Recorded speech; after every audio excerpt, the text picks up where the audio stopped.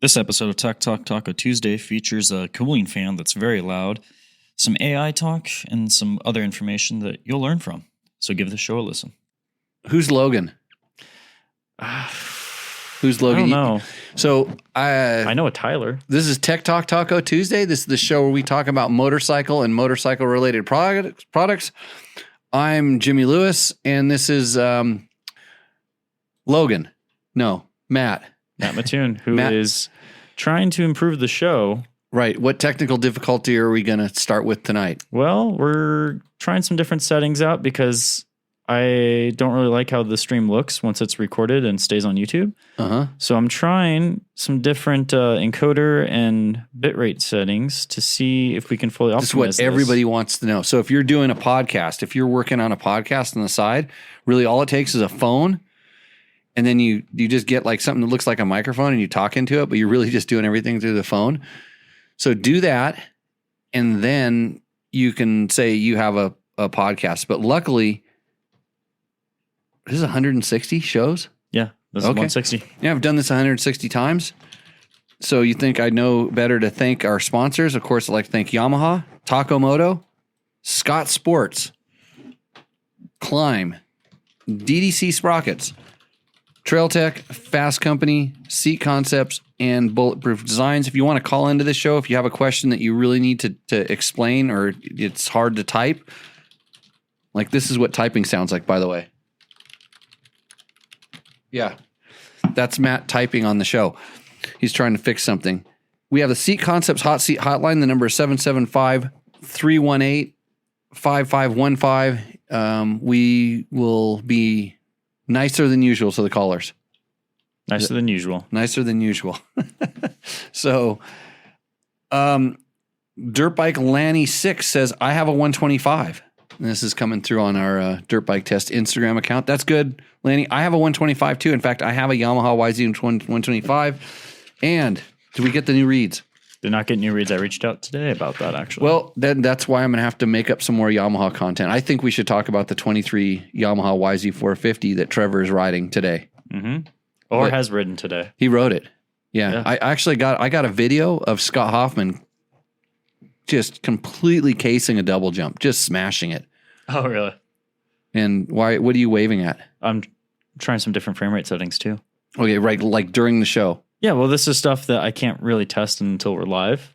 Okay. You know, well, I've done a lot of research. I've been making sure. There's a delay over there, though, right? Yeah. So, like, I'm trying a different frame rate setting, which is going to allow us to, and I'm also trying different encoder settings and so we can knock the show into slow motion. Well, just get it to look generally better. Mm-hmm. Like we've been working on the lighting, so right. And trying to work on this now. Okay. So at some point I'm going to call Trevor. You know what I wanted to do? Because our last show was a blowout. Hey, if you want to, if this show is too slow for you already, just go to show 159. And then if it is the best show ever, let us know, because I have to give the analytics back to one very concerned person who's really checking to make sure. Whoa, I have to read all this about how good the show was? The last show? I mean, I'll read it. Okay. Got it. I was passing on our good comments to Jerry. Okay. So if you were wondering, this show we talk about motorcycle related products. We answer your questions. We try to solve your issues. Usually we have answers. We know a little bit. It's worth what you pay for it. You've been around the block for. I've been doing this for a long time. And Mark Daniel says, "Whoopee, it's TTT." He throws the extra T in there because he's also having tacos and tequila. Yeah. What do we think about the TTRs? So I have a TTR 125 as well, which I use on the flat track quite a bit. I got it set up for enduro. I got hand guards and stuff on it. I like them. I like it way better than the Honda ones because they had electric start way before. So better than the CRF 100, XR 100, XR 80. Yeah, it's a high revving bike. The XR is more torquey. The TTR, you got to rev it a little bit. So So yeah, nice. Dirt bike Lanny 6. Man, I should talk more TTR stuff here, but ask the specific questions, get a specific answer. Let's go straight to the questions. And you have our Rooster Endos ready to go. Rooster Endos, they're pretty much ready to go. All I have to do is click some buttons. Okay, we're gonna drop those things in as soon as possible, or in a different order than usual. Whenever you're ready, you just let me know. This is it's the way I like it to be. What's our first question? This is from Bill O'Neill. Would there be any benefit? Hold on, let me get rid of that. Okay. Would there be any benefit going from a 110 100 18 to a 100 100? I'm assuming that's supposed to be 18 on my 125 XC other than weight.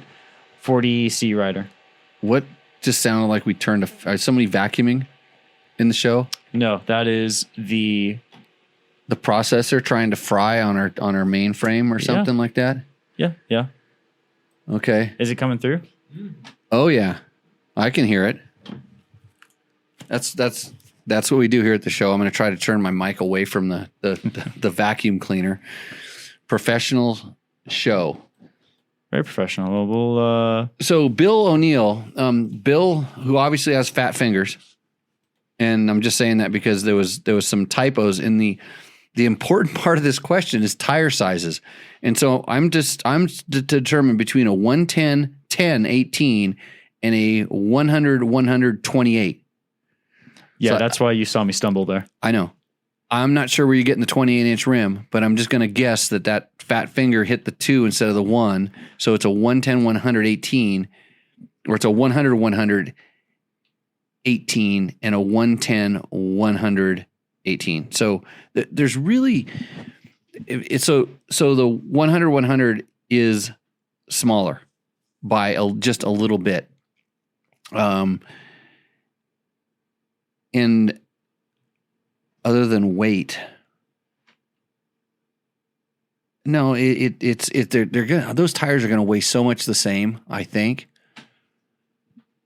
But I used to run the bigger tires on my 125 because I like the traction that I got with them, and most of the time my 125s had more power than everybody else's 125. And so it didn't affect it that way. I would rather have the traction. And we were also desert racing, which meant you were also going fast, and that inertia of that wheel and stuff, once you got it going, it was kind of an advantage. So I've always been a fan of the slightly bigger tires on the bikes. And on most of my bikes, I run the larger size tires. Like, in fact, on my 350, I run a 120 80.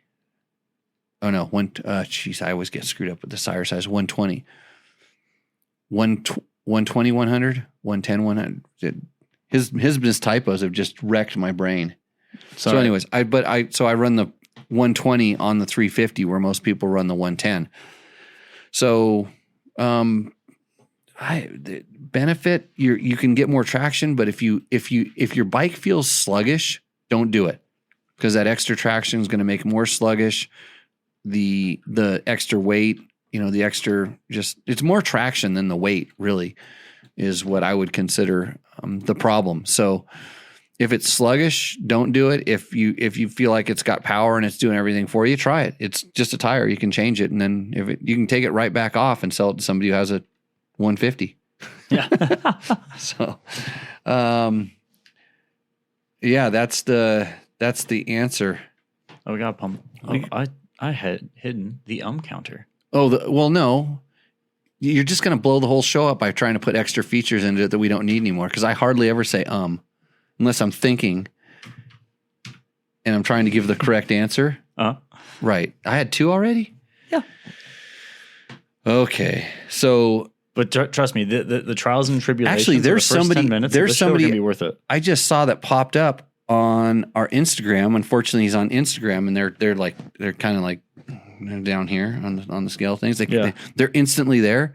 He would know everything about tire sizes, and he probably is way more qualified to answer that than I am. And it's Randy from Michelin. Oh, popped in there, Mr. FMIP. Yeah. So. That's the kind of questions we answer. We usually like to have experts here, but I just make it up, and then hopefully somebody helps me out with that. Yeah. Okay, so we actually have let's see. Oh, Carl just put a deposit on a 23 300 XC. So what's the topic of choice today? And how does it have to? Well, you're bragging, Carl. That's really nice. I wish I had that kind of coin to just get one of those. Those are going to be really good bikes. Yeah, they're really good. I forgot the XC line. They're also getting the fuel injection. They're getting or the TBI. TBI, yeah. So it's instead of TPI, transfer port injection. It's what does TBI stand for, anyways? Throttle body. TB throttle body. Because there's two of them still. There's one in front and one in front and one in back. I don't know. I just rode the damn things. I didn't ride the XC. I rode the SXs, and it was good. Mm-hmm. People are going to be really happy with those. It's funny how all the people that complained about I can't wait for the complaining to start on those. Mm-hmm. But all the people that were complaining about, they like, see all this stuff that we complain about, KTM fixed it. It's like, no, I think they just made it different. So, should I call in before the rooster endo? Asks George. George, you can call in any time. Is that COVID, Matt? No, your cat wandered in here earlier though. Oh, yeah. And that's what you're disgracing my cat by sneezing. Well, I did notice that she was in here, not because I saw her first, but because my eyes were starting to get itchy. I'm like, oh. And then I saw a movement out of the corner of my eye. Yeah, she knows. She's trying to get rid of the people she doesn't like. George, call in sooner rather than later. I think George actually has to coordinate a call. Like he's got a friend or something that's, I heard it's like a guy has I'm going to go racing and what do I need to do question. Mm-hmm. I think we've answered those before, but we can always do that. Carl says he's stuck at the firehouse. What am I drinking? Well, this is, I don't know what it is. It's just a Jimmy juice, but for later, I got a Peebs. I'm back on the team. Okay, Matt, what's our next comment? Next question. All right. So this is from Chipper 442. Best episode yet, Jimmy. Thanks for getting the Prez, GB, and Gene on. You need to try and get them back. C442, Falk Racing for life. Blood in, blood out. Yeah, Chip kind of runs the United States version of the Falk U racing brigade. So. Yeah, Chip, it was a good episode. I really liked it because I just got to sit back and relax. I didn't have to do nearly as much. Well, I was back in my producer chair. I wasn't in front of the camera. Yeah, Jerry kind of he knows how to be a host. That's for sure. Oh, well, speaking of George calling in. Okay. He just called in. Let's see. All right, George, you should be on. You there, Justin? Yeah.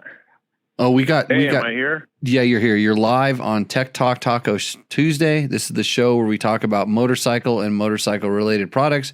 George, how can we help you? See, I'm trying to be nice. Well, my buddy Justin up in Eureka, Montana, had to go outside away from his computer because his phone doesn't work. So he's out in freezing cold weather, and he has some questions for you. He's a 40-something-year-old, like, B-class rider up here, and he's going to all his dream tracks down there, mainly Glen Helen, to do a race in a month. Oh, is that World 2 weeks? Yeah, I think was that where you're going down to, the World Vets? Yep. Doing a motocross vacation in Southern California. Yeah, first time for me. Well, I don't never. We talk these tracks up like there's something really special, and what was special is the quantity of tracks that we had. But let me tell you, just like anything, these practice tracks can be weather dependent, they can be prep dependent, and they can just lots of things. You could go to Glen Helen, and it could be the perfect day, and a guy with a quad will show up and just wreck the whole track. Some really fast quad racer guy. So. I'm just going to tell you, don't get your hopes up too high. That's the first thing. They're just practice tracks, but they're prepped and watered or sometimes watered. But yeah. So what are the questions? Oh, I was just wondering if you had any good advice. Maybe like some tire setup, gearing setup, because that's kind of a whole nother world from where I'm at. So the good thing is that a lot of the manufacturers do a lot of their bike development at Glen Helen. So stock bikes tend to work really good there for regular riders. Now, all of the magazines would try to say something different because they all try to be better than the manufacturers. But then again, it's one person riding a bike that, 20 or 30 other people, collectively, it's they got to make a bike to work for everybody. But generally, stock gearing, even at Glen Helen, I rarely find myself wanting to change. What bike are you on, by the way? 2008 YZ450 and 2007 250. Oh, so not exactly the most current brand new bikes. I'm going to go back in my memory banks. So Yamaha does more development out of Glen Helen than any other manufacturer, I think. They do a fair amount. But they used to do this back then. They used to do it at another track. I don't remember wanting to change the gearing on those.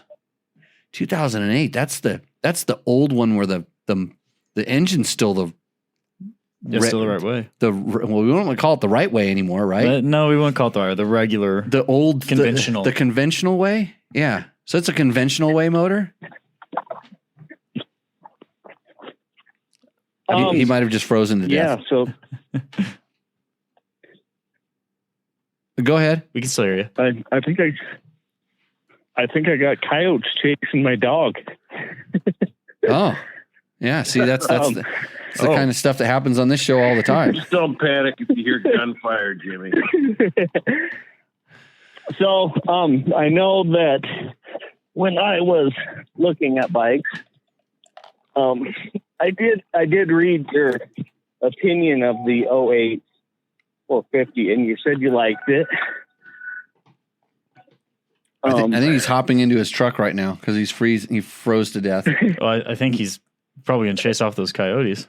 Yeah. Oh, he's reaching for the gun right now. I gotta go chase some coyotes. Let the dog harden up. Hey, who's that Brian guy that might know Jimmy? Brian Love. Flying Brian. He's from down there. Yeah, not. He's an older guy. He's like Nate's age. Does that sound familiar, Jimmy? He's 72. Kind of like that naked dude that you met at the hot springs that said he knew me, George. That guy? No, it's different. That name. He's like a District 36 guy or something. Yeah, that moved up to Montana. Oh, okay. Yeah, I have a hard time remembering all this stuff. So okay. So what's the fast parts of that track? Where do you make up time? What's going to be problematic? What do you think? Where do you make up time? Brakes. I just freaked out on those downhills. I didn't like that at all. Yeah, on the brakes. You make up all your time on the brakes. That's I have this school where I teach this kind of stuff. Although we teach it in such a basic level, people that like race, they think, oh, I don't need that. And then when I ask them to do this really basic thing, just to show me that they understand how to control the motorcycle, with the front brake and the rear brake, etc., they can't do it. So it's stuff, but it's stuff that you have to practice. You're not going to go down there and all of a sudden learn something new. But it depends on the tracks you ride on. Glen Helen has some hills. It really does, and they get pretty rough. And depending on how they prep it, they can get really rutted. And then everybody tends to ride in the same rut that's wider than all the other ruts. And if you know how to go into the rut that isn't that wide, you can go a lot faster because there's less bumps, things like this. Found Glen Helen. Actually, Glen Helen's really easy to pass on too. That's the other cool thing about it, because all you have to do is stay off the brakes. Yeah. Just stay off the brakes. But yeah, Glen Helen specifically, brakes are huge. But if you go down there, go to Paris Raceway if you have a chance. That's a fun track. Cahuilla Raceway is also a fun track. I would avoid Lake Elsinore if that's. Well, the vet track at Lake Elsinore isn't bad, but it's pretty hard packed. The whole place is hard packed. pretty hard. Yeah, that place. The place isn't. I felt like Lake Elsinore was a lot more than the 2 times I've been to Glen Helen. The one time at the Lake Elsinore vet track was like almost concrete. Okay, but was it better than Glen Helen? No, not even close. No. Paula's kind of a hit or miss for me. Not really. You can take it or leave it. I don't like it for testing bikes for sure. It just nothing shows up there. It's just a bunch of racers just pounding laps trying to go in a million. And they all end up on the same line, and yeah. So I can tell you about the vet track there too. Yeah, the vet track there's kind of. What were some of those other tracks you wanted to see while you were out there?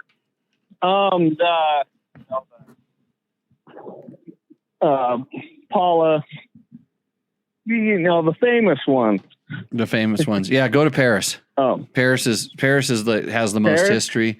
That's good. But Paris, I'm trying to think of he is real prep dependent, but generally it's pretty good. During the middle of the summer, it's hard to get water into that place. But yeah, there's, the ones I used to like, Racetown, which is up in the high desert, and that one's gone. That was a really good track. It was really good for testing too. So, but yeah, well, hopefully that answered at least some of your questions. Any other ones?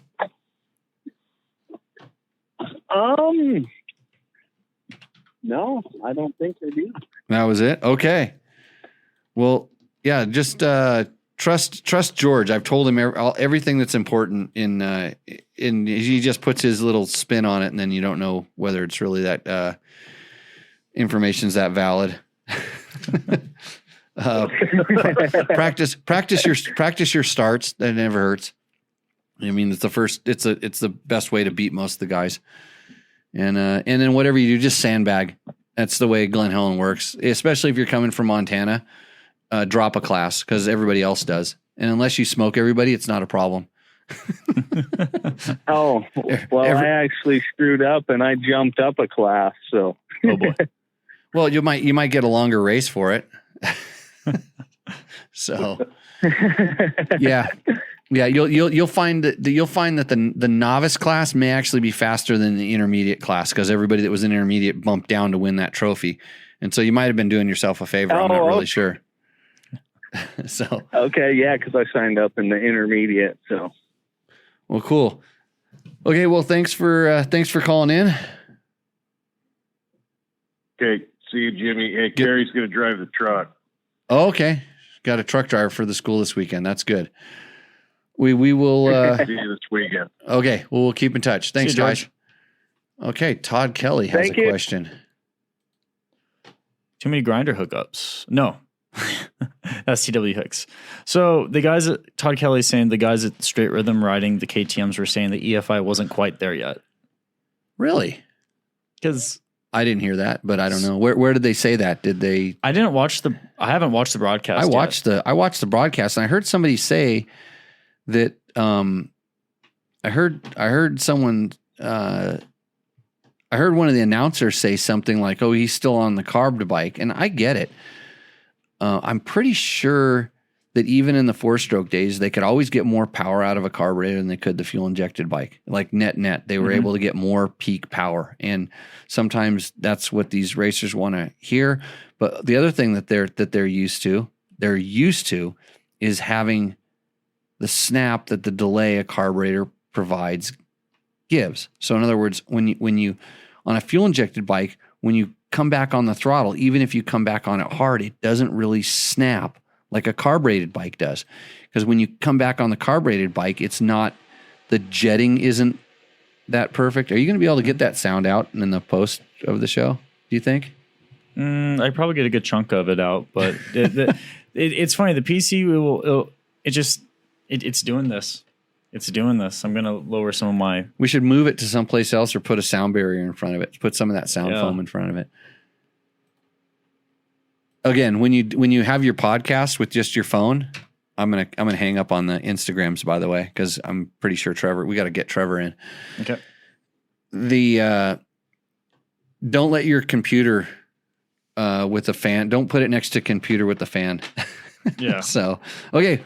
Well, we'll see you. You're going to have to tune into one of the live sections on Facebook or YouTube, or you can watch this on Facebook or YouTube because we put the finished videos up there.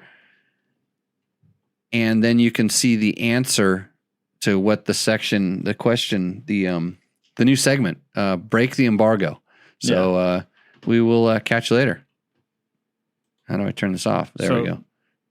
And now, okay, that was a horrible one. I'm not even going to save it. Are we going to bring? We're going to bring Trevor on, or we're going to try to call him right now. Okay. Do we want to just? Yeah. Can you put that? Can you give me that plug for that? I can give you this plug for that thing there. See if I can figure out. So Trevor is currently riding the 2023 Yamaha YZ450F. Hey, while we're talking about this, you know, there's Stark Varg news.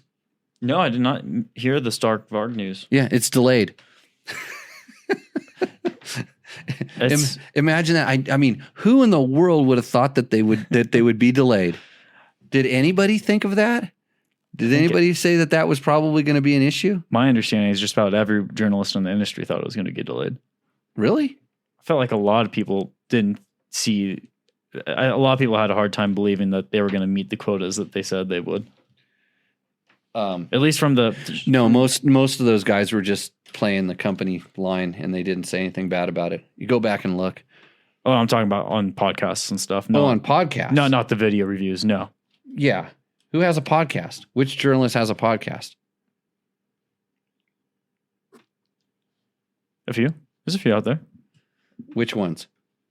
Ones that are within 100 miles of us. Okay, we're calling. The Pulp Show.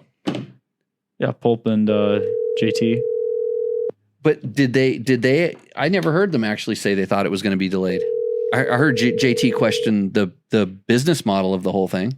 I heard in a podcast he was questioning how they were going to get all those parts. Oh, just with how many, how they're going to put orders in and everything. I think Trevor's drunk. He's not answering his phone. Yeah. First time for everything. Your call has been forwarded to an automated voice messaging system. Yeah. Todd Kelly saying Dawn at Swap Moto as well. Really? Yeah, I didn't listen to his. So Stark will have a bike. It's really easy to have one. It's really easy to have five.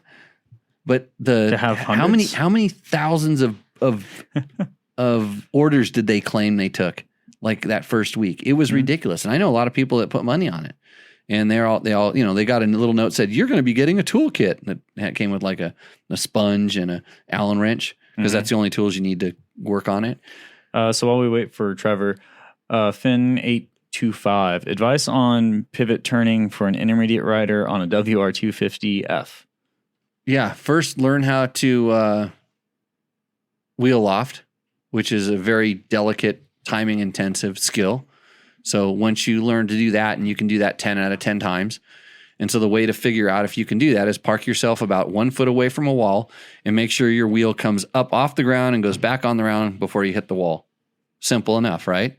So when you have that technique down, then come back next week or in 2 months when you practice it enough to get that technique down, and then we'll go over the next steps that you need. Or you can just watch one of the many videos on YouTube that will show you how to pivot turn that won't explain to you the 4 very critical things you need to do to be able to do the wheel loft. And that's going to be the downfall of anything else you do the entire time when you're trying to attempt a pivot turn. They just Reddit Paris track, so it's badass now. So Reddit is that thing that you get all the information on the internet's on. You Reddit he put something. Redid. Yeah. Reddit. No, Reddit. Yeah. That's a whole other can of worms. Okay, he spelled redid right, but he spelled Paris wrong. So I just transposed his misspellings and made it up my own. I think he's just really excited. That's good. Did you see the video of the guy who tried to backflip to Paris? No, on purpose? Yeah, there was like he tried to do a backflip off a jump. He tried to Travis Pastrana something. Yeah, I think it was like one of the bigger tables out there, and he said, "Yeah, I think it's flippable," and he went out there, and it did not go well. No, there's somebody, a new YouTube star every day. Yep. All right, Facebook user. The Barcelona factory is impressive. Yeah, but having an impressive factory and actually producing motorcycles that have suspension components that come from different companies that have very impressive factories that turn out a lot of stuff that need orders put in many, many years in advance. You know, and I don't know how much they're building in their factory. I think like most motorcycle manufacturers, a lot of the stuff is outsourced to other companies that make certain things, and then they assemble at the factory. You can have an awesome assembly line. Getting the parts from the suppliers for something brand new is generally going to be a struggle. And I saw that right when they announced. I'm like, wow, where are they getting all this stuff? And right away when they started naming suspension companies, I'm like, oh, that's going to be tough. So, you know, if they would have said like 3 years, I would have thought that. I'm really interested to see when this Triumph breaks, because it's getting close. They're getting to the point where they're about ready to show us something, I'm sure. Yeah.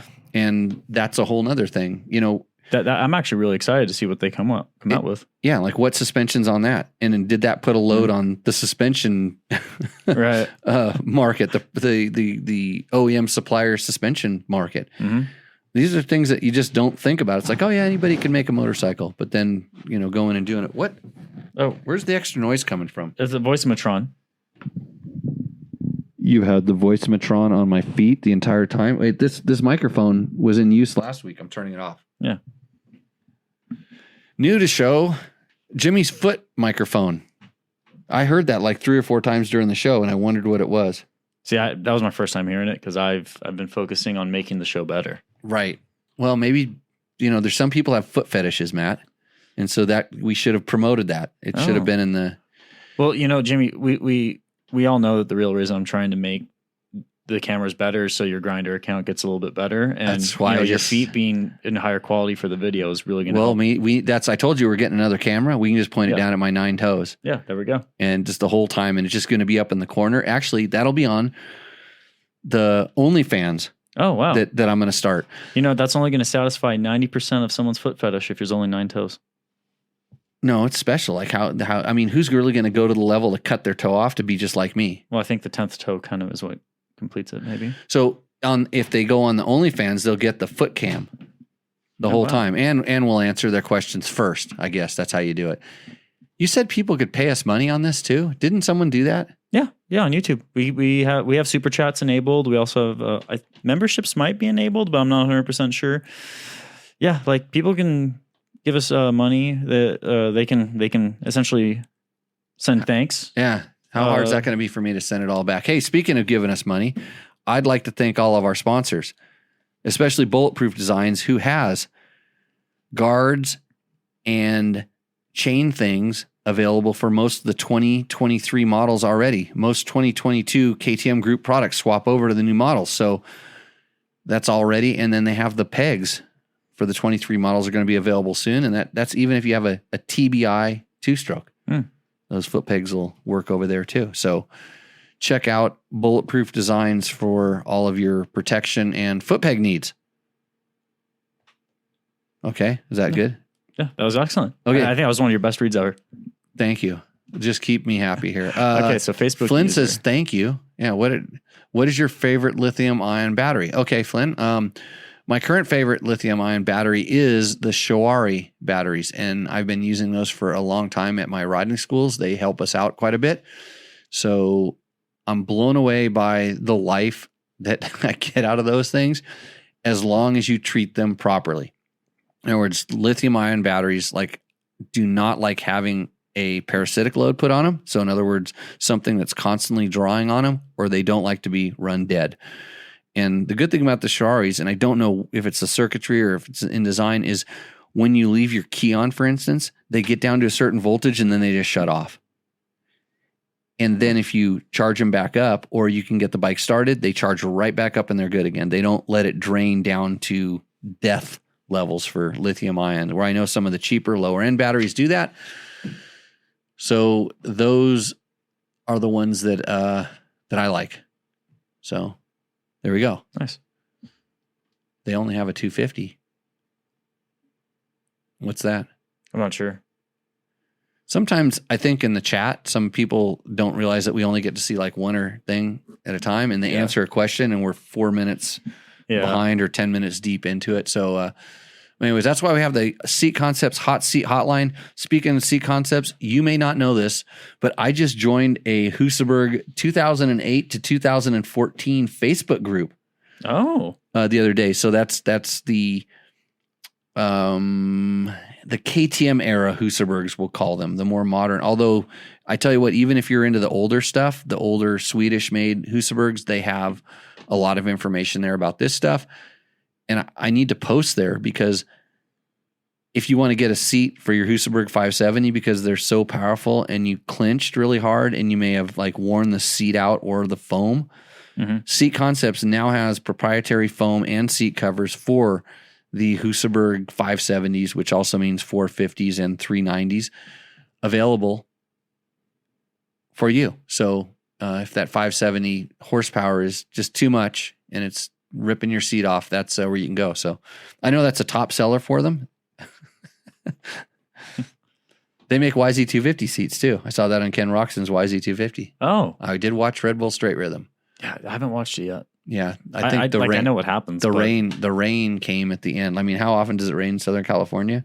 Not often, right? And it got slippery. And those guys are so gnarly. I mean, they're just Carson Brown. Yeah, killing it in the 125. Dirt bike test legend.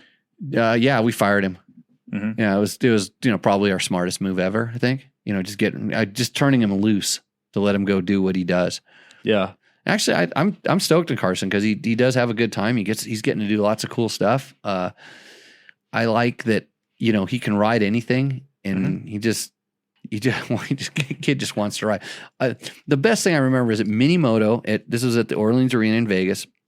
They had the Mini Moto races, and Dwayne was there, and Dwayne had probably prepped 50 different mini bikes for all different stars and magazine guys and people coming from other countries to race all these aluminum frame mini bikes and different things. And Carson was really young, and he was just old enough to be able to race. He was so pissed because he couldn't ride all the time. Mm-hmm. They had, they know, Carson, you can't ride around the parking lot. No, you can't go on the track. And he was just crying. The kid was just in there, like throwing temper tantrums. And they'd like, okay, just go in the back of the parking lot, ride around, come back. And he's like, I want to go on the track. It's like, no, it's not, it's going to be 2 hours for your next practice. That's passion. Yeah. That was pure passion. But, just wanted to ride his bike. Okay. He seems like a good guy too. Yeah, he's kind of a shy kid. He lets it show on the track though. There's no doubt about that. All right. Mario want to know? Need your advice, guys. I'm 5'8". Best way to drop my Sierra 450 RL. Can you give me advice, bro? Bro, why are you dropping it at 5'8"? Enduro trials are hard on my bike. Enduro trails. Sorry. Enduro trails are hard on my bike. No, your lack of balance is causing the bike to tip over, and you feel that you want to put both feet on the ground, where if you were more in tune with your balance, then you would know which foot to put down when the time came to put a foot down. If that makes sense, then you don't need to come to my school. But if it doesn't, then we have a class this weekend. Mm-hmm. Yeah, from you Nevada. Just fly out. I'll put you on a bike that's, if you really want to be on a lowered bike, I'll put you on a lowered bike, and then after half an hour, you'll go, why am I doing this? We don't ride with our feet on the ground. I don't know why everybody's so worried about putting their feet on the ground. Mm-hmm. Pick a side. Get your butt off the side of the seat. Your butt's not Velcro to the seat. Let it slide off a little bit, and then put a foot down that you need to. And did Trevor ever send you pictures of the 23 Yamaha? He didn't send me pictures. He didn't send you pictures. They must be embargoed. Let me try to call him again. Let's see here. Any more questions? 450 RL might not be the best choice for trail enduro stuff. Yeah, it's fine. It does it okay. I mean, you'd be better off on a like a 2-stroke or a on a Yamaha WR450. Oh, that's an excellent point. Right? Yeah. Yamaha. This show is partially brought to you by Yamaha. So if you want to enter the victory zone, you can go to, what's the website? Is it Yamaha Motorsports.com? Well, where's the sheet that I'm supposed to read it off of? It's way over there. And the fan kicked on again. Oh boy. Well, it was very happy with me earlier, and now it's very angry at me. How come I can't find Trevor's phone number on here? Didn't you just call him? I thought I did. Oh, here we go. There we go. We'll try one more time. He's probably in bed already. Let's say he is 3 hours ahead of us currently, right? Right. Yeah, they're in Florida. I'll call Scott Hoffman. That guy's probably still at the bar. He's actually, the reason he's not answering is because he knows he's going to get in trouble. I guarantee you that they told him, don't answer that call. They're worried because I know how to ask the questions. Mm-hmm. I wasn't going to get him in trouble that much. Right. So. Well, we do have 2 questions lined up for when he doesn't pick up. Oh, really? Yeah. Your call has been forwarded to an automated voice messaging system. I'm going to leave a message. System. Okay. 714. Oh, we got it now. I don't want to give his number out. Yeah. Maybe I should have. We could have unplugged it really quick and then plugged it back in. Okay, next question. All right. So from TW Hicks, what about lowering a bike for a 5-foot woman? So there you get into a thing here when we're talking about like the size of the woman. Some 5-foot women are strong enough to be able to ride full-size bikes, and they don't necessarily need to be lowered. It depends on the way their body's built, how much, how long their legs are versus the torso and all that kind of stuff. But in reality, I think it's a little bit better off that you don't go overboard with lowering, or maybe just find the right bike. Like some of these, like the Beta Cross Trainer is a really good bike. Someone was pointing out to me that the Reju has a smaller-ish bike. I don't think it's a smaller frame like the Beta is. And the problem is when you start lowering them, that really alters the geometry, and then the bikes don't work the way that they're supposed to. So she is short-legged. Okay, then you really start, at that point, you do start needing to make it so that they can touch the ground, because even when they get off the side of the bike, it's such a long reach to the ground. And then it's a combination of, can you lower the subframe a little bit? Can you lower it, which is hard to do? Can you lower the seat, cut the seat foam, making the bike a little bit uncomfortable if they're sitting down, which usually you watch small riders, if they really know how to ride, they don't sit down very much. Mm-hmm. At that point, it's like, do you look at like a big wheeled 85, as the ideal bike for it, for someone like that? Maybe a TTR 125, big wheel. I ride one. I'm 5'10", and I can ride one, and I can ride it hard, and I can go, well, as fast as most people on their regular bikes when we're riding trails. So it's not that it's that incapable. Yeah, sure, it's like a little low on power, but I got a BBR kit in it. Mm-hmm. Put a tune on that thing. Really good. So yeah, he says they put the WP built some custom components, and they rebuilt the subframe. Right. So they're on the path. Yeah. Yeah, those are the kind of things. It's the issues. The issues is that when it's a full size bike, and usually a 5-foot woman is not the same strength as a 170-pound man. They're usually not 170 pounds, and they're not as strong. Mm-hmm. And so controlling a bike like that becomes a little bit problematic. So yeah, we got to do something about that. The computer never did that before. No. Well, I'm trying to lower it down in increments so it's not. Oh, noticeable. Hey, don't worry. When all this stuff goes out into the ether, they recode it themselves, and it doesn't matter what it looks like. Nobody's watching this to see what it looks like. I have no idea what it's doing wrong, but no, it's just we're using. I'm trying to optimize right now. Optimize, yeah, and so yeah. Visit YamahaMotorsports.com today to explore what's new and improved for 2023. We need to get that new read, because I might say the number wrong, and then it's different. So I'd like to tell you about next show. I promise you, on next week's show, we will dive deep into the YZ450. Actually, I think I may just make Trevor just host the damn show. Yeah. I think I'm going to take the weekend off again. I kind of like taking the weekend off. I like not having to do this. Yeah. And then just have Trevor do it. Felt fresh coming in. Really? Yeah. I feel like rusty and dilapidated. Well, maybe it shows. Let's see. Finn825 had another question. If we have any thoughts on the TM dirt bikes? I haven't ridden a TM for probably 5 or 6 years. They were, and I don't know if I've ridden any of the, I think I rode one of the very first fuel injected 4-strokes, and it was it needed a lot of work, kind of like at the time every fuel injected bike did. They have a very handmade build to them. Mm-hmm. And they also need a lot of attention. So what I mean by that is it's not as polished as some of the other products, but if you like to tinker and tune, then you'll be just fine with a TM.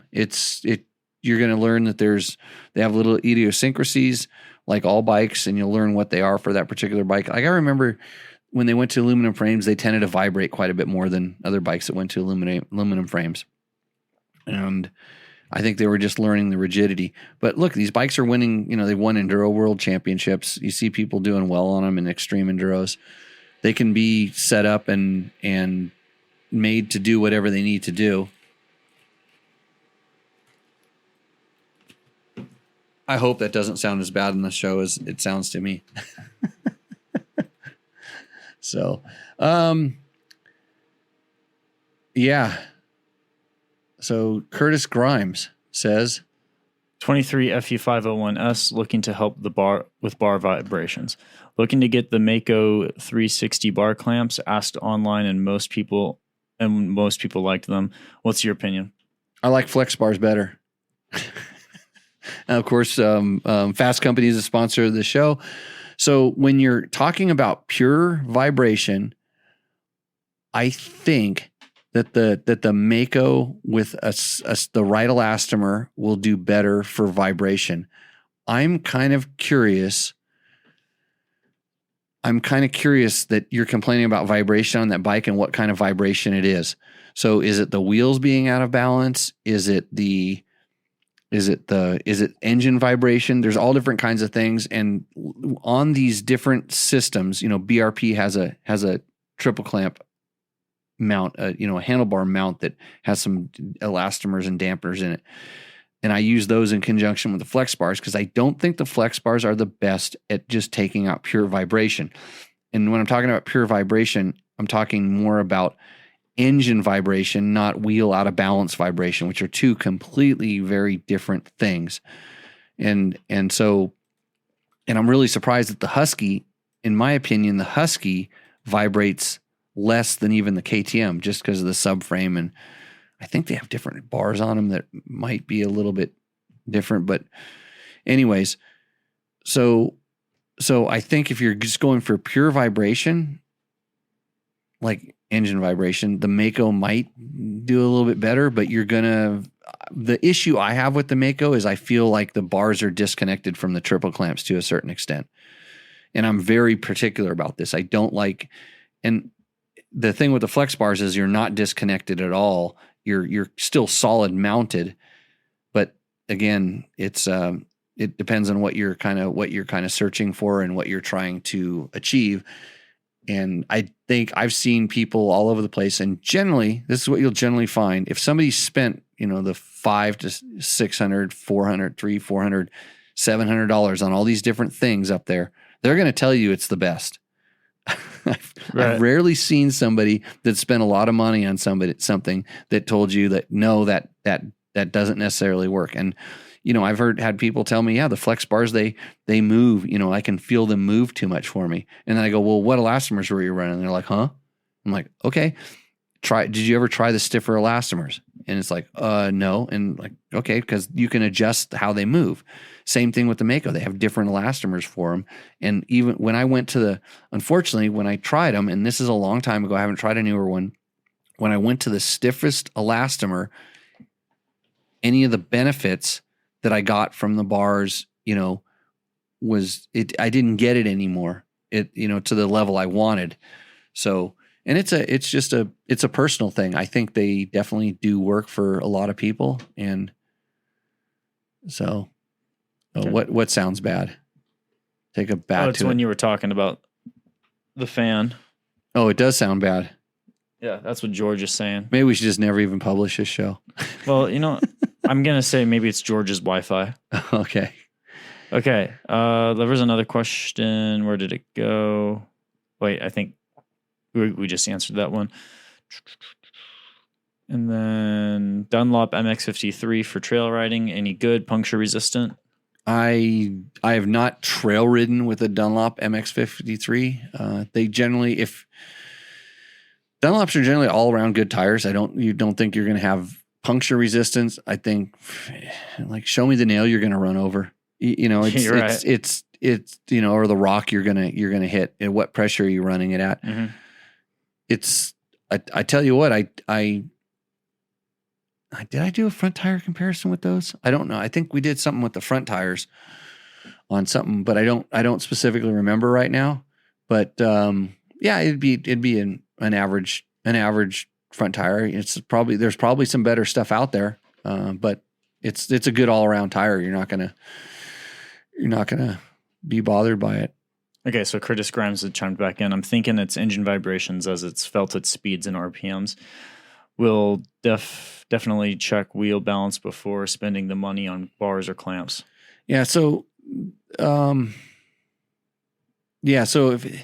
at all speeds and all RPMs, that's weird because usually they have a zone that a bike will vibrate in, and if it's all the time. So here's some other things you can check.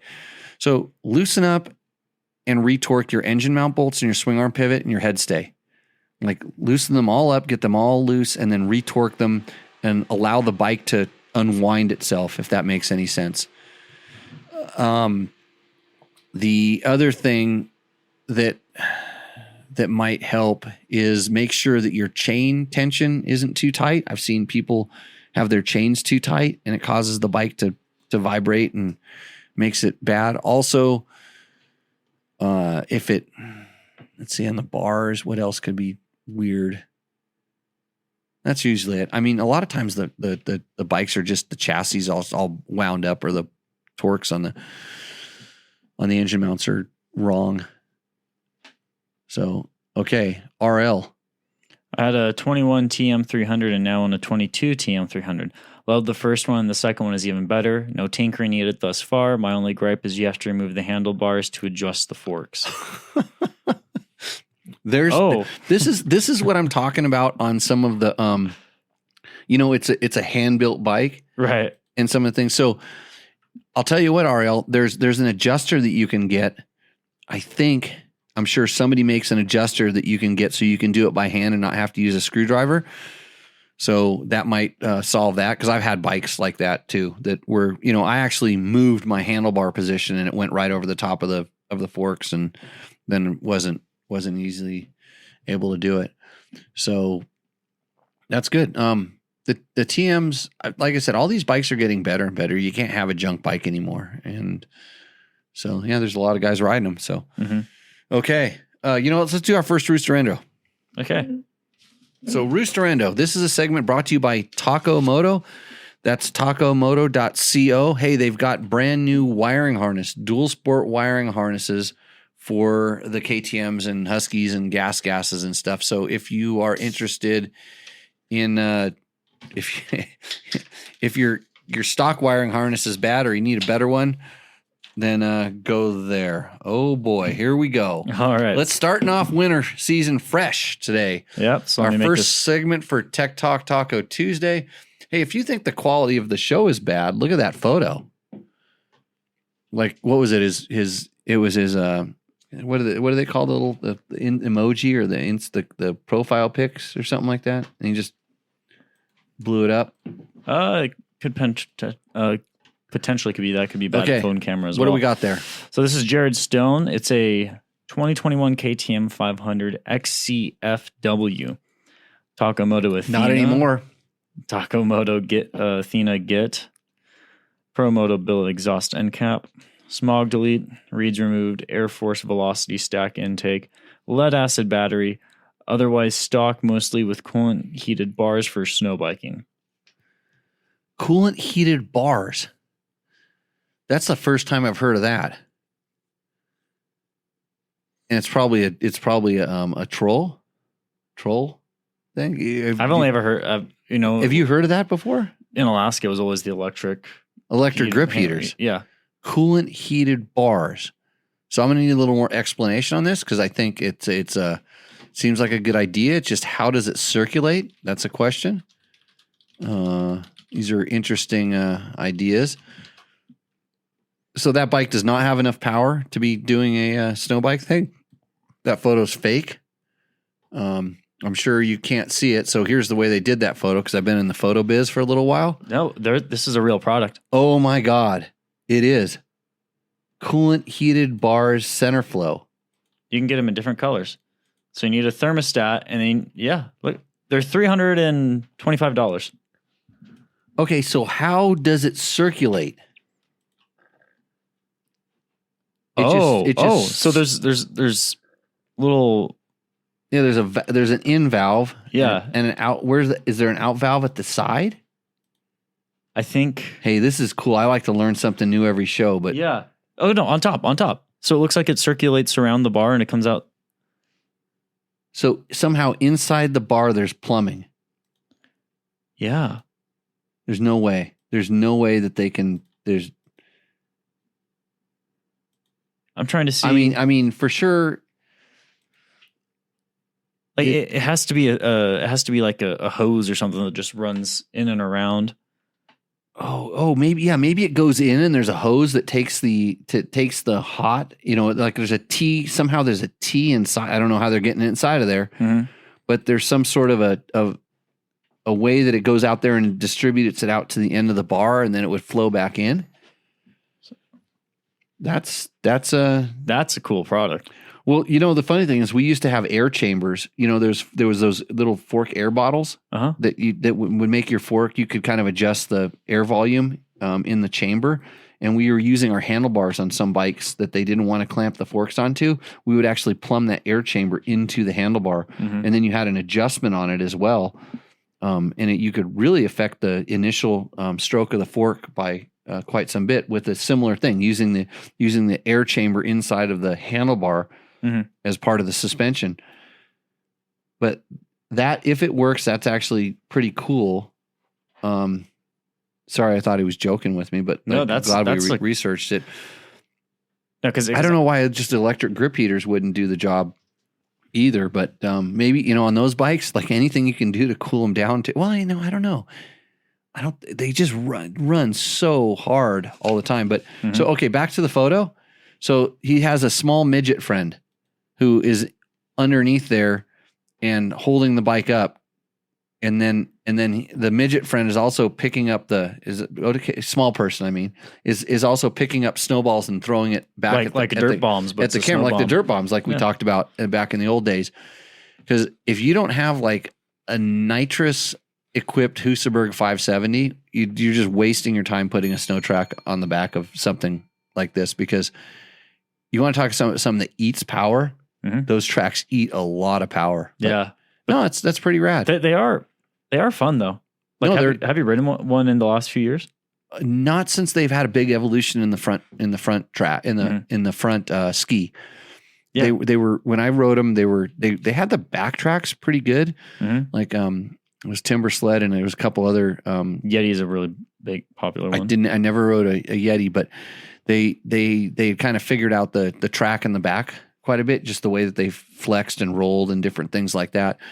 But we rode them for 3 days, and every day we had a new front ski. Try this. And I was like, oh man, that's better. And okay, that's way worse. Then, oh, try this. Well, that's way better. And so they were just kind of learning about how that worked. But the best one I ever rode is, believe it or not, a KTM 690. Oh, hey. Yeah. It makes a lot of sense though. Because it has torque and it can pull the thing out. And it's got a shit ton of power. Hey, so. we found a good use for the 690s then. Yeah. Right. Great snow bike. Yeah. Great snow bike. Not a motorcycle. The ones I rode were all motocross 450s, and they got the job done. It's like riding a 125 though. Yeah. But it handles like a road bike. I kept trying to turn it like a dirt bike, and I couldn't turn it. You lean them or something. It's weird. Then I pretended I was like Marc Marquez, and then I'm like, oh, now this thing's actually starting to turn. And they love powder. They love powder. They love perfect. There's a certain condition for them, because you get them on icy, crusty stuff, and they're horrible. Oh yeah. It's like riding on sand dunes that have like 3 inches of water have just fallen on them, and they're only wet this deep. I have some experience with that. Did you see my my latest. I've got you in my pocket. I didn't see the full thing, but you got bored. Yes. I should have put that thing. Wait till the end. Wait for it. Yeah. You know how many times you've had to wait for it on the internet on some stupid video, and it was like that wasn't worth it. This was totally worth it. Mm-hmm. If you want to hear what a cartwheel in the sand sounds like, and what it's like to land back on your feet after you do it. Mm-hmm. That's what it was. I'll put another Insta thingy up there with the explanation of how I landed, so you don't have to go through that whole audio experience. Well, we could talk about it on the Better Rider. How to land on your feet like a cat? Yeah, there we go. And that's years of experience. Or you're just a cat. So, but you're allergic to cats, so you'll never know. You got to hang out with cats for a long time to figure out these techniques. Mm-hmm. Well, anyway, does Jared Stone roost or endo? Roost. I gave him a hard time, and he taught me something, so he totally roosts. Yeah, he roosts, and I appreciate the look back with the wheelie there. Even though my understanding is that they're pretty easy to wheelie because it's impossible for them to like loop out without the. Oh no, they'll loop out. No. I've seen them get stuck up, but I haven't seen them like. Oh, loop like in a wheelie loop. Yeah. Like rear, like you need a new rear fender loop out. No, it's hard to get the fender. It's you can flip them. You just go up. All you have to do is go up something really steep, and then they grab some extra traction on something, and they'll loop. No, but I'm talking about nice look back. Yeah, it's pretty sweet. Mm-hmm. Okay, any other questions? Let's see. I thought I might have saw something from our.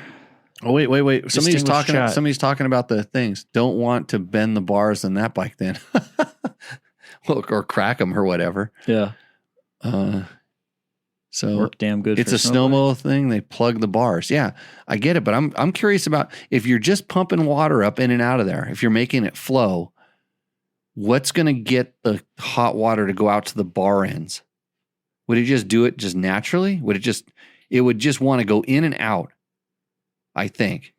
Convection, it would eventually heat the whole bar up. Yeah, eventually. Yeah. So, yeah. Okay. Next question. Yep. Okay. So next question, we'll just go here. Yeah. So water pump.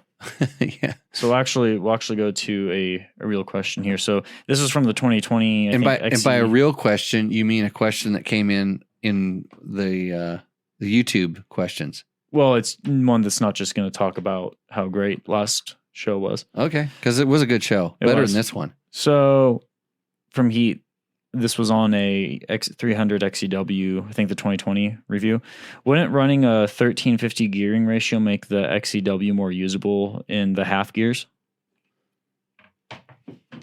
In the half gears. Is that when you miss-shift between third and fourth and miss-shift? Like what's a half gear? I'm not sure what he means by that. So you can definitely go to 13, which is like dropping essentially 3 teeth in the rear. And that's going to close it up quite a bit, but it's going to make first so low that it's going to become unusable. You'll never use first. And then, so it'll close it back up, but I don't really think it's that much of a problem. It kind of depends on it. It depends. That's kind of the point where you're just kind of a certain rider that maybe likes to shift a little too early. You haven't taught yourself to like let the bike rev out a little bit. And so it doesn't pull. And a lot of times, remember when I tell people about like, was the throttle wide open? And they're like, yeah. I'm like, are you sure? I'm like, yeah. And I go, okay, go try it again and make sure that when you turn it, you feel that it's wide open.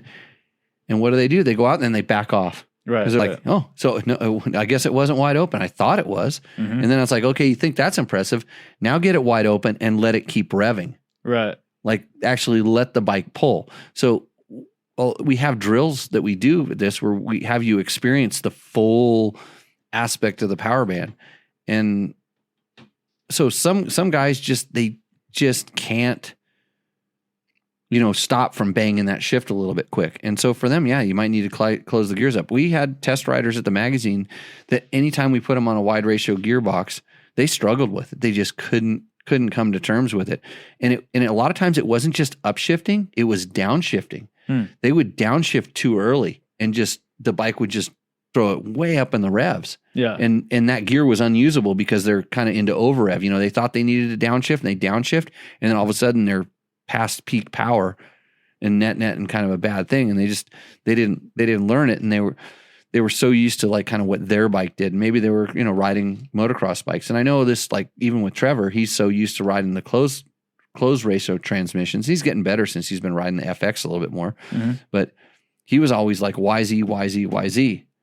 Didn't like FX because gearbox. Yeah.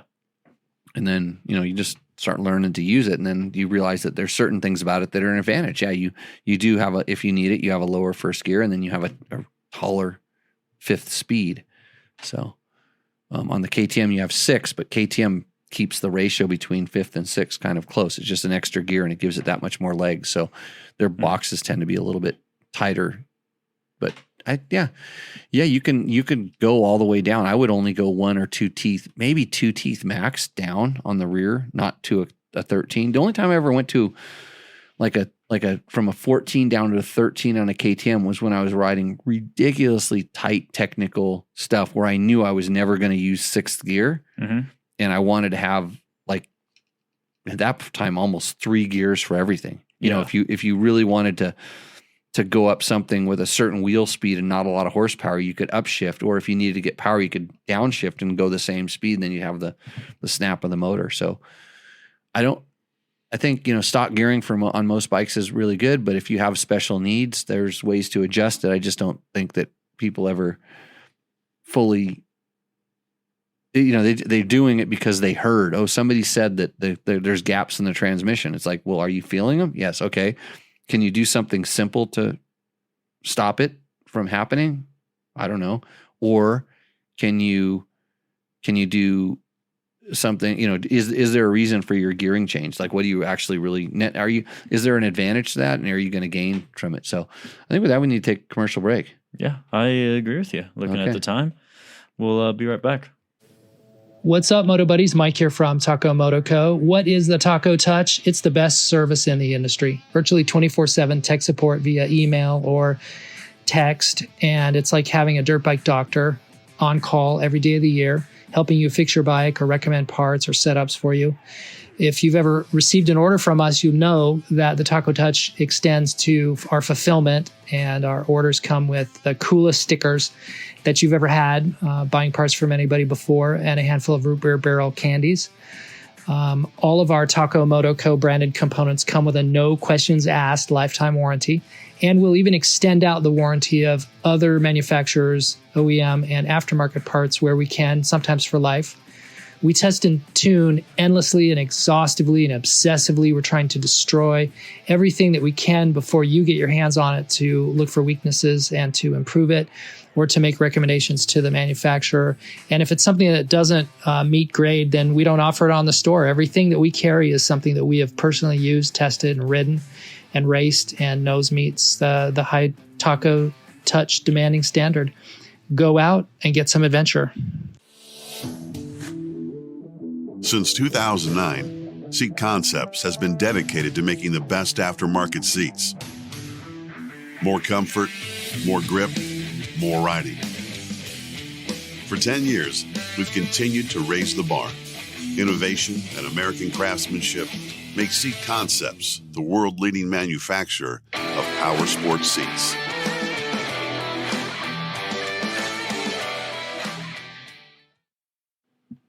Yeah. And we are back. Yeah. Our horrible noise quality and everything.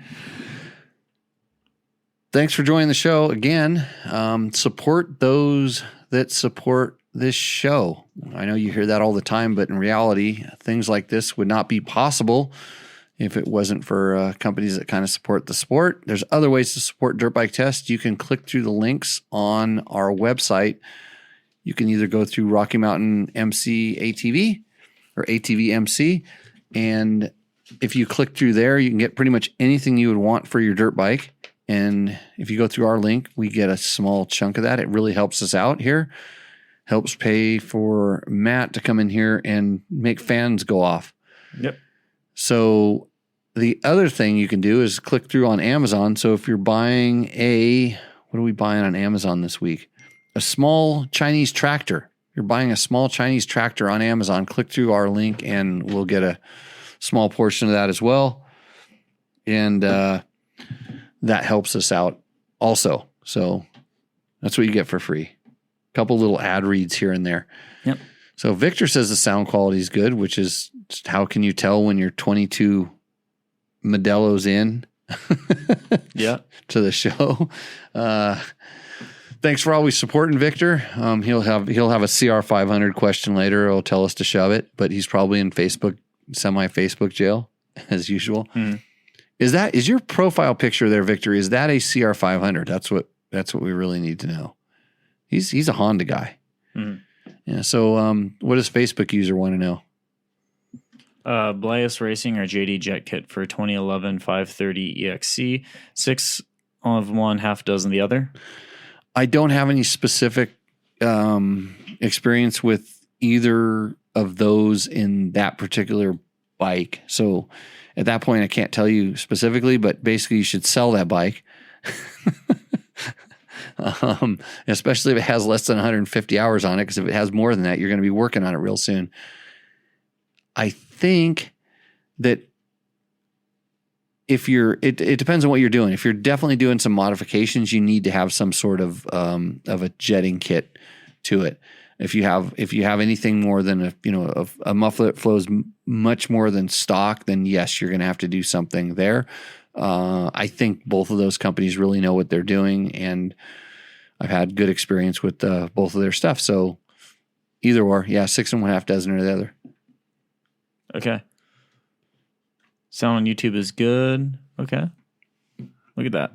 If you're watching something else, then something else. Yeah. Okay. I'm getting text messages from someone about flying planes right now. I don't know. This is not Tech Talk Flying Plane Tuesday. Well, Hans. let's do another Rooster Endo. Yeah, let's do some Rooster Endo here. Everyone's favorite segment. So this is this is actually someone that we're familiar with here in Prompt. Okay. This is Brian Horton's bike. Brian Horton, a former coach at the Jimmy Lewis Off-Road Riding School. Yeah. Okay, so it's a turbine core slip-on. Look at that climb helmet showing it off. Mm-hmm. Look at those hills too. Hey, if you're on any of my personal Facebook or Instagram feeds, you probably are familiar with Paul Neff. Did you see the F3 helmet that he smashed? Oh, yeah. Ridiculous. And that helmet did its job. Yeah, it did. Yeah. It just goes to show that, that helmet works. And he ended up with some pretty good injuries, but nothing too super serious that we know about. So pretty good. But yeah, I haven't talked to him yet to find out what hit his head or what he hit his head into. I can't believe that he kept riding with that. Yeah, for 2 days. Well, he probably didn't take it off. Mm-hmm. He probably, Paul's an ox. He probably just got up and kept going. Right. And so, yeah, it was ugly. So, okay, back to this Brian's bike. Okay. A Cherokee skid plate, P3 pipe guard. Oh, you know what's for sale right now, though? I think he just had a baby. Yeah. Another one, or is it 2, or is it Brian? The first one? I think this is the first one. Oh, the bike's for sale. Okay, keep going. He's still waiting on the Jimmy Lewis PBR sponsorship sticker. His supplier doesn't answer to Instagram stories. Right here. You can't see that because I'm behind the screen. I'm behind this. So here's the Peebs right there. The bike is, I like it. That's a good bike. I mean, what's not to like about that bike? He's done a couple little things to it. It looks like it makes me want to go riding there. Look at the wet dirt. Yeah. I got to ride in wet. I got to ride in rain, and then I had to deal with flash floods right afterwards. But pretty good, nice. I wonder what he's covering up on that with this helmet, or just a sponsor plug. Because Brian, if you want to do the sponsor plug, I would have rotated that helmet at 180. Yeah, so the logo wasn't upside down. But good job. I'm liking it. I think it roosts. Okay. even though I don't answer his Instagram stories.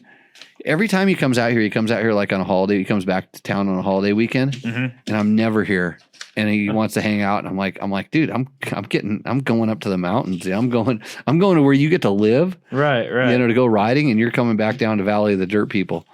So, okay. So this is now. Let me get the photo up here. Redone here. So this is going to be Rudy Levick. It says Twisted Wrench. Ah, the pictures on the thing. Oh boy. Wow. A 2020. Here we go. Nike actually says the photo. There we go. 2500 EXCF. So do you resize this like live on the show? It's like scrolls around when they're watching the show. They get to watch you move that photo around. Yeah. I want to give people some motion sickness. Got it. Taco tuned Power Commander 5. Tidy tail. Fork wrap turn signals. Moto minded dash. Did I tell you already that I have a girl that wants to write poetry? No, we did not hear about this. So on the Rebel Rally, a girl wrote some poetry, and it's about motorcycles. And one of them was about like the sound of a two-stroke in the morning. Instead of the smell of the two-stroke in the morning, is the sound of the two-stroke in the morning. Yeah.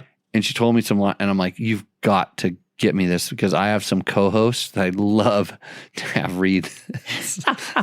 Big words. There might be some big words, and there might be just like, can you imagine?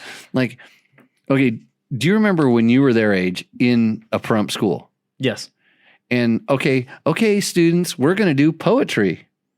Yeah. Where did your brain go? I'm a nerd, so I actually was like kind of excited about it. And mine went. How's your Grindr account doing? No. But my mind went to I'm going to make fun. I'm going to roast the teacher, and I did do that with poetry because he was really cool about it. Oh, okay. So we would roast him, and then we roasted the principal with poetry too. See, I guarantee you those two, our former co-hosts. Yeah.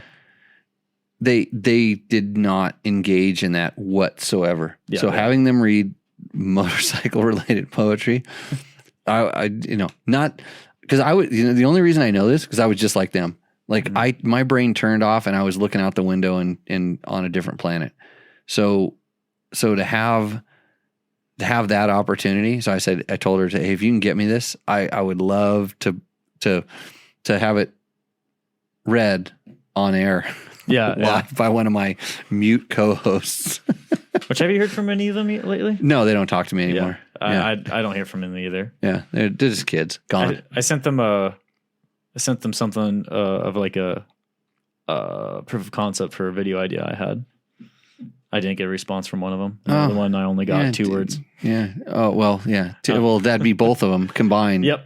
Yeah. Okay. Back to this bike. Yeah, so fork route. Turn signals, moto-minded dash, moto-minded headlight mount, Baja Designs XL80, bulletproof designs protection everywhere, Fastway end cap, Fasst Company absorbent foot pegs, Steg pegs, ODI road grips, Dirt Trick sprockets, a P3 pipe guard, Enduro Engineering titanium brake pedal, Cycler hand guards. Bob, this looks like a bike that you built. Except he didn't drill holes in like weird places and cut stuff off. He has all that stuff and there's a stock muffler on it. I mean, I know he put the promo. Oh, that's plastic. That's a plastic discard. Yeah. I can tell it. But I think by going with that, he's actually trying to keep it quiet a little bit, which I really, really appreciate. Mm-hmm.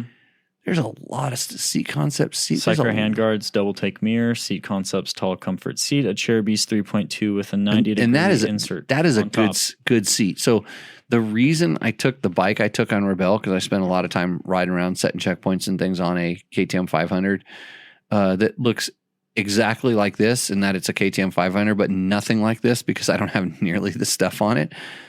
I have a bigger tank. Because of the seat concept seat.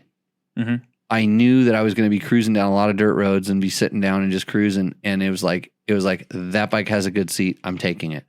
So, mine has I have the suede seat. Yeah. So it's super comfy, but they're not as durable. I mean, we know that when we go and buy them that it's not going to last as long, but my ass is worth the extra wear and tear in the seat. Although I do have bikes that are 2008, so 12, 14, 13, 14 years old to have those kind of seats on them. So it's not durability. They harden up a little bit over time. That guy's got a lot of stuff. Bob wants to point at something. He's won the spending war. He won the spending war. Okay. Yeah. That's good. What's that little leather thing sitting on top of the muffler? He has some sort of that's a protector. Oh, it's a hatchet. Is it a hatchet? Yeah, you see. Oh, wow. Yeah. He's got the hatchet on the side of the, why bother? It's Halloween, right? Because you're going to go out and just lop heads off of cats or something. Well, what if there's something on the trail and you gotta cut it down, but you don't want a saw? It doesn't look like it. Man, have you ever cut a tree with an axe or a hatchet? Oh yeah, I don't know why you would ever want. Yeah, when they make tools for this, I would much rather have the big silky saw. Yeah. Maybe maybe he rides in rough neighborhoods and he's not allowed to carry. He's against guns. I don't know. He's just How come what happened there? Well, we have some stuff going on here that I gotta tend to, so I had to pop up our stream really quick. Oh, because I said big silky? We got in trouble? No, that's like a bad word. In trouble. No, we didn't get in trouble. Oh, you clicked on that Facebook dating thing, didn't you? Yeah, I was. Did you get a hookup? No, no. I was trying to get rid of the bots. Matt's getting dates on our live feed right now as we speak. Well, this is awesome. If you've noticed, we haven't been getting as much spam.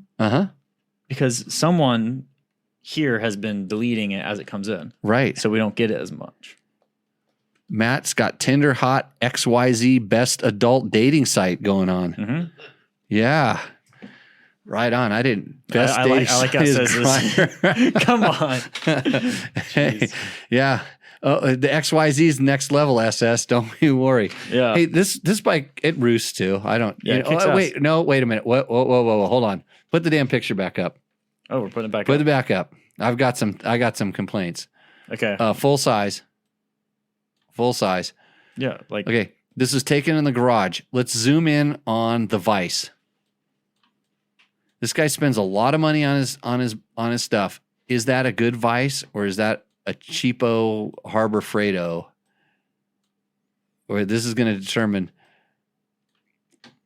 Notice he's got a complete cylinder set for something in the background there. This guy's mechanicking away. That's a El Cheapo vise. I don't know. I think I've seen this vise in your shop, Jimmy. Hey, there's a reason why I know things, okay? So, that just and then look at that gas tank. That's the stock tank. No, that is not the stock tank. Oh no, it's not. That is yellowed. No, I'm starting to recognize that tank. There was something else that it's like I want to say DR650 tank that thing fits on. So who knows? But that is definitely not off the KTM. Yeah, I mean, water bottle's empty too back here. Yeah, but the fact that he didn't take it outside to shoot it, it's gonna. Yeah, he doesn't get the points. The bike roosts, but it's really gonna affect you in the overall outcome. The photo effort. Besides, he doesn't need $100. He's already spent plenty of hundreds on that thing. Right. He's dropping Benjis all over the place. All right. So don't shoot your bike in your garage. If you want to. Oh. Okay, so if you're not going to shoot it in the garage, at least don't roll it out in front of your garage and put it in front of your wife's Lexus. Yeah, it could be his Lexus. Oh, come on. Hey, you see the car I drive? Everybody's not like you, Matt. I honestly think that, well, if... Oh, hold on. He's got a nice... Wait, is this a street? Oh, that's a street. I thought this was his driveway for a second. So hold on. That's street parking. We don't know whose Lexus that could be. That could be the neighbor's. Okay. Yeah, it could be the neighbor parked in. They wrecked his. He was probably just shooting this photo, and she came home late from work, popped her cooler out, what's in the background, just dropped the cooler out of the car. The contents of the cooler also affect the rating. Right. He's got the plug in the muffler, so he's probably in such a restrictive neighborhood. He's not allowed to allow unused exhaust fumes to come out of. It's California, so he can't have the unused exhaust fumes coming out of that muffler at any time. Okay, let's hear about this bike. Whose is it? Jesse Winers. Jesse Weiner. Okay. Yep. 2021 EXCF 350. The only thing I do not have done is the internal oil gear. Thermal delete, bike rips as it should. So he doesn't really list it. So this is so the automatic. only thing that's not done is the oil gears. It's probably one of the only things you don't need to do. I mean, there were some bikes that were kind of notorious for eating up the oil gears, plastic oil gears in the past. And there was a reason for it. And I don't remember what it was. And it wasn't the plastic gears. It was something else. And so if you installed the aluminum gears on them, which you could, and there was kits for it, all it did was transfer the force into the other part, which resulted in low oil pressure when that part actually wore out. So they don't put them in there because they're cheap. I mean, that's one of the reasons, but that's not the only reason. So I have a 350. What year was this? 21. Okay. You got a lot more years before you need thinking about those metal gears. I have what year is Hazard? 14. And I'll bet you that bike has lots of hours, like 600-700 hours on it. And it's got plastic gears in there and it's fine. Yes, Bob. Replaced it for 20. They fixed it. They 20 KTM 350s have it's different part number. Oh, between the plastic gears. Right. Okay. I don't know if they're another kind of plastic. So we have Bob, who is it's Sancho's Lexus.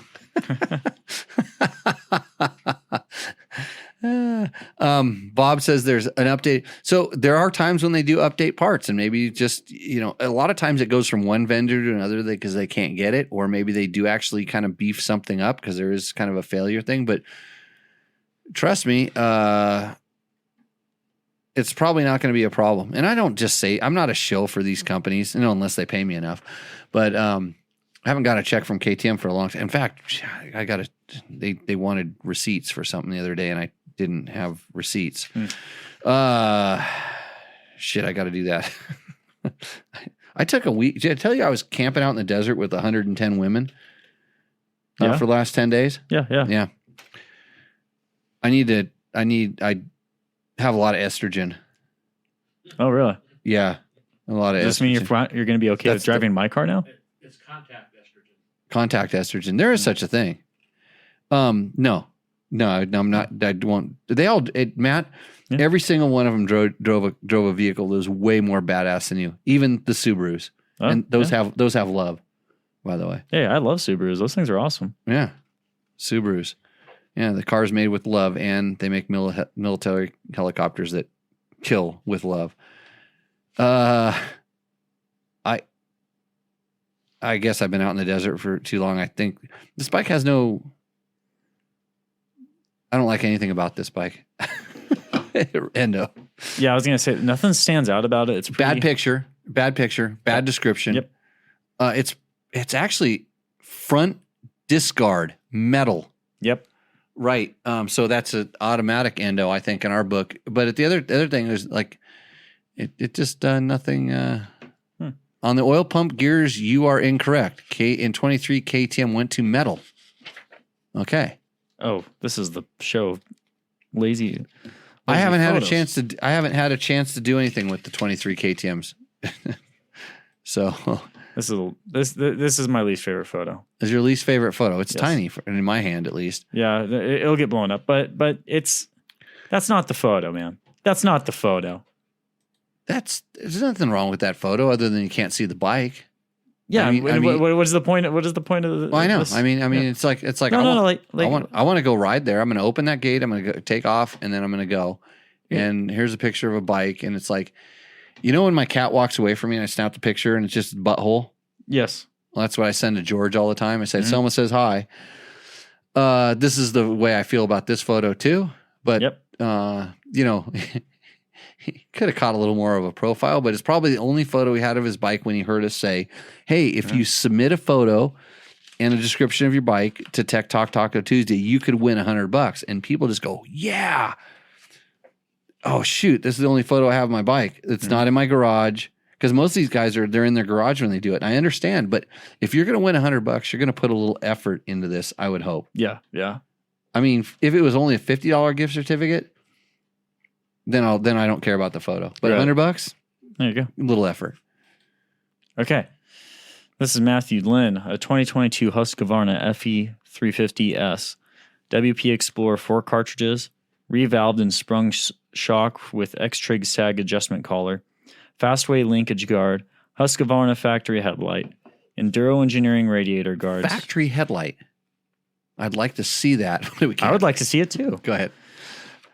Cherubi's 4.5 gallon tank, Samco hoses, factory reservoir tank, Recluse clutch, Pro Moto billet exhaust cap, Taco tuned Git Wi-Fi ECU and map switch, Dirt Tricks front and rear sprockets, TM Design Works chain guide, Husqvarna factory racing rear disc guard, a Cherubi's front disc guard and fork lug guards, TMC fuel fittings, Takamoto accessory wiring kit, Twin Air Power Flow air filter and cage, Cycra handguards, Husky PDHS bar mount kit, Golan fuel filter, and giant loop trail rack. Yeah, so this guy, in all honesty, this guy has built his dream machine. Oh no, this bike is awesome. It's really awesome.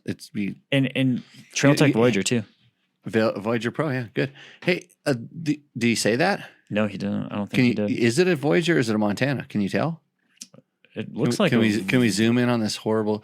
So the good thing is that if you are listening to this as a podcast, you rely on our descriptions of this stuff, and you can't see these horrible photos. We're just seeing the ass of a bike in a mountain. Right. We can make out like the tank and some stuff. Yeah, you can see some things. I don't know if that's a Voyager or not. I can't tell. It looks kind of like one. It definitely looks like one from this angle here. Right. Yeah. Okay, we'll call it a Voyager, even though he didn't say so. Trail Tech does sponsor Tech Talk Taco Tuesday. Mm-hmm. You can get your Trail Tech Voyager Pro, and the best thing about the Voyager Pro is buddy tracking. So if you're like me and you have no buddies, it's not a big advantage. But if you do ride with your friends and they have Voyager Pros, you can see where they're at. So that is probably one of the biggest advantages. Plus, it's a motorcycle-specific GPS unit that you can check the temperature on your bike. You can, you can wire it in and watch the coolant temperature. There's a tack on it if you're into like checking your RPM, all this stuff. And that data is actually logged onto your track log. So if you ever wonder about what you're doing, how hot did my bike get at the top of that hill? It'll tell you. Mm-hmm. These are Voyager Pro, and actually the old Voyager did the same thing. So it didn't have the buddy tracking though. Right. So and the interface wasn't as nice. That's good. I'm roosting it just not for the photo. I'm roosting it for the podcast people. If it they don't get to see the photo. If it had a better photo, it would be in contention for the win. Right. I already know what's in contention for the win. Oh, really? Yeah. It's two of them. There's two of them here. And the problem is here's the problem. So the two that are in contention is, of course, is Brian's bike, who's a friend, a former coach at the school, mm-hmm. has a super clean bike, more than anybody here. No, he's got a good job now. He's not like you. He's not a poor person like you and me. Yep.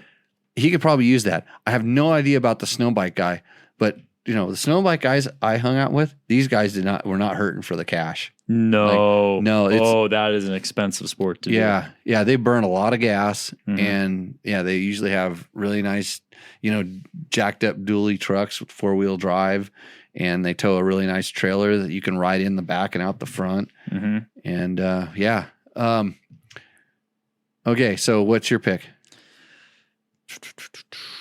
Okay, so if it wasn't for the fact that I know Brian, mm-hmm. and he is, he has helped out here before, right? He would be my winner, right? But I don't know if I can. I don't know if we can give it to him because he put his it just on it would seem kind of stilted. Just on the basis that I would say yeah, okay. No, I would say, you know what? The fact that he put his helmet on the handlebars the wrong way. Yeah. And he knows that Climb is a sponsor of this show. He should have flipped that thing a 180. Yeah. that he can't win. So the guy with snow bike wins? Snow bike wins for me Snow too. bike wins. Okay, good. Yeah. For a moment, I thought you had this one in contention. Because of the hatchet. The hatchet is cool, but it was like he already had too much stuff. This bike would be in contention if it was a better photo. This bike, out of all the bikes, I think that the 350, the 350, Husqvarna. the 350 that was on the trail, not in the driveway, about to be run over by a Lexus when in that cooler. I'm not going to tell you, but there were bottles of wine, and she drank them right before she's going to go out and drive down PCH, and she's probably going to hit him before she hits the bicycle rider. It's just the way it works down there. So yeah, the Husky 350 I thought was a well set up bike, and the photo would be nice if we could see the bike, but the mountains, I want to go ride there right now. I want to go ride where Brian's bike is, and I want to ride where that guy's bike is, because it definitely looks like the mountains and stuff. Actually, I wouldn't mind riding this bike. The snow machine. Yes, because it's not mine. I wouldn't want to own one. Well, no, They're fun to ride though. You should when you interact with them, Matt. When you act with them about getting the getting them the Taco Moto money, $100 from TacoMoto.co. I'm sure that there's something he can do to get more power on that, because you need more, no matter what. Yeah. And if you get more, you're going to need more than that on a snow bike. You can probably hook up with that guy. He'll probably invite you out for a little ride. Yeah. So Jared Stone, I believe, right? Yeah, Jared. Yeah, Jared Stone. Go ahead and reach out to me, Matt at JimmyLewisOffroad.com. We'll get you set up. So I actually have a question. Hey, and I'll tell you, the snow bikes are ridiculously fun, especially when you get them in good conditions. And it's funny because when you watch the guys ride them, you go, oh my God, they must be the best riders in the world. And it's amazing where you can go that just like up the side of hills and things. It's crazy.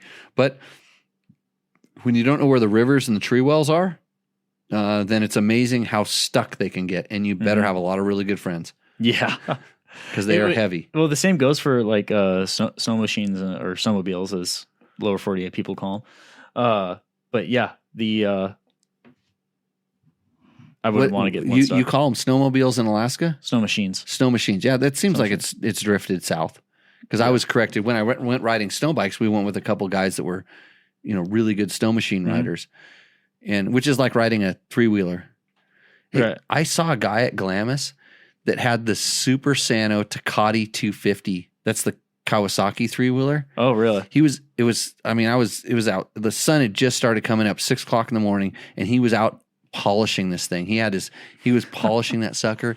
And I was meeting with another guy because we were setting flags for the Rebel Rally, doing checkpoints and stuff. And I came back an hour and a half later. He was still polishing this thing. And so we kind of were done with what we had to do. And I kind of had to roll over to the guy just to check it out. And I said, pretty sweet Takati. And he's like, that I knew what it was kind of a shock to him. And he's like, oh yeah. And I'm like, 80, because I noticed the airbox cover. They were distinctive back then. Because it was almost, they just cut a KX250 and built a 3-wheeler out of it. And he goes, no, 95 or 96. He told me the year. And I'm like, oh, yeah, because it looks like this. And he goes, no, I had it. And he started telling me everything about Ducatis because he knew it. And going back. And, but yeah, pretty proud of the thing. Interesting. We talked about like getting parts because of the older bikes, how do you get parts for this kind of stuff? And he had it all pretty sweetened up. But I left him with one really important thought. I said, right on, bro. I said, 3-wheeling's a good feeling. I clicked in a gear and took off. So, yeah, good times. Nice. You said you had a question. I did have a question regarding these because I already know the answer. Well, I already know what you're going to say, but I have a feeling like I've heard this come up. Okay, so since you said that, here's the way this works. Since you said that, now you get to tell me my answer, but go ahead. Okay, so like I said, this is what I think you're going to say. Because I've heard some people say you want 500 2-stroke for a snow bike. And to me, I just don't see how that would be any better than a modern like 450, 500, 570, 690, like 4-stroke. It wouldn't be better than everybody that was with me when we were doing this stuff, because they had they were really trying a lot of different things. And when I said, man, I really like this 690, they were like, what? It's kind of heavy. And I was like, yeah, but it has power. I can at least. So when you're riding I see people put them on like 300 two-strokes. Yeah. They convert them. And I'm like, man, that bike just, it has a lot of power, but so imagine if you haven't ridden a 125, the way you ride a 125 is basically pinned and you're shifting a lot. Like the minute, you it starts bogging down, you downshift, and like you just wait till it hits and you shift, lots of shifting. 2 downshifts going into a turn, 3 downshifts going into a turn. This is stuff that a 450 rider or a 500 rider never ever does on the dirt. But when you're riding one of these in the snow, to me, that's the way it felt. Where the 690, all of a sudden, I didn't have to shift so much. You could actually, you weren't wide open all the time. You could actually, roll it on and use the power and shift a lot less.